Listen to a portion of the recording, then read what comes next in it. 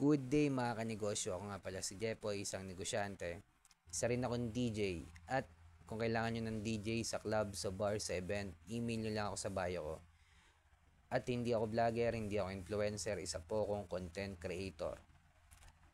Bilang negosyante, meron na akong 10 taon na karanasan na pagkalugi sa pagninegosyo. Tunay na negosyo lang mga kanegosyo, hindi networking, hindi putyo-putyo, sari-sari store, barbecuehan, bilyaran, rental, lahat tunay na negosyo.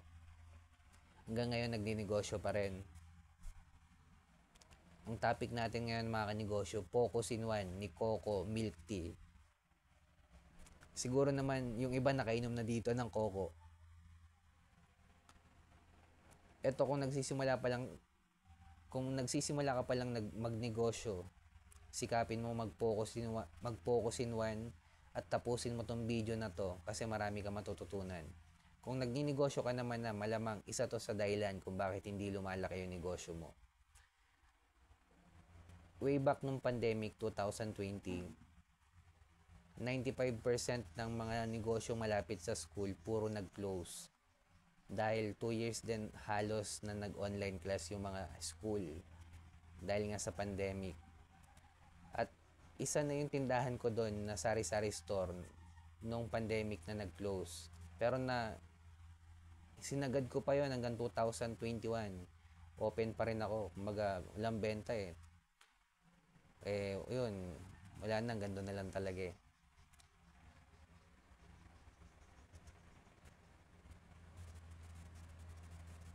Nung nagsisimula ako magnegosyo, hindi ko pa alam yung Focus in One, hindi ko pa alam yung community ng mayaman, hindi ko pa alam na ang sari-sari store hindi may scale up sa level 2 business model.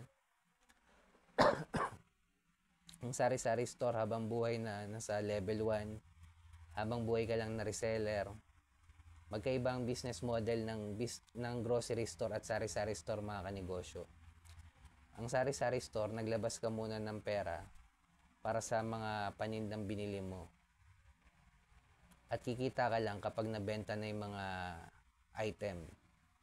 Sa grocery store mga kanegosyo, platform business model, magbabagsak muna si supplier kay may-ari ng grocery store ng item at the moment na nabili yung item, magbibilang pa ng 90 to 120 days.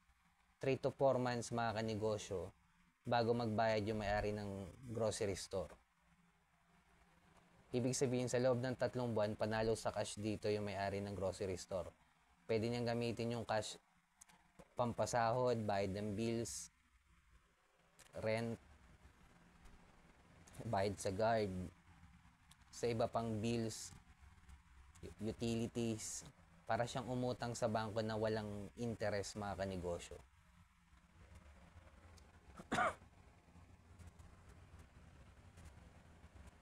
At balik tayo kay Coco mga kanegosyo. Focus in One.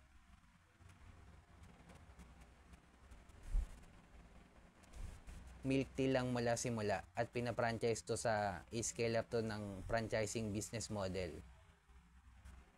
Kumita yung may-ari ng Coco mga kanegosyo sa pamamagitan ng franchising fee, hindi na sa literal na pagbebenta ng milk tea mga kanegosyo.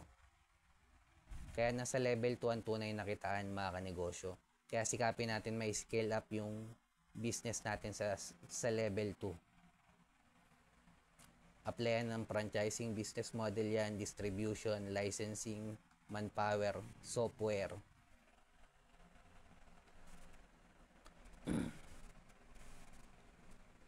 At kung nagsisimula ka pa lang magnegosyo, Focus in One, community ng mayaman, scale up sa level 2, original content. At kung umabot ka sa dulo na video na to, click mo naman yung subscribe dyan. Comment ka lang sa baba. Like mo na rin tong video na to. Peace.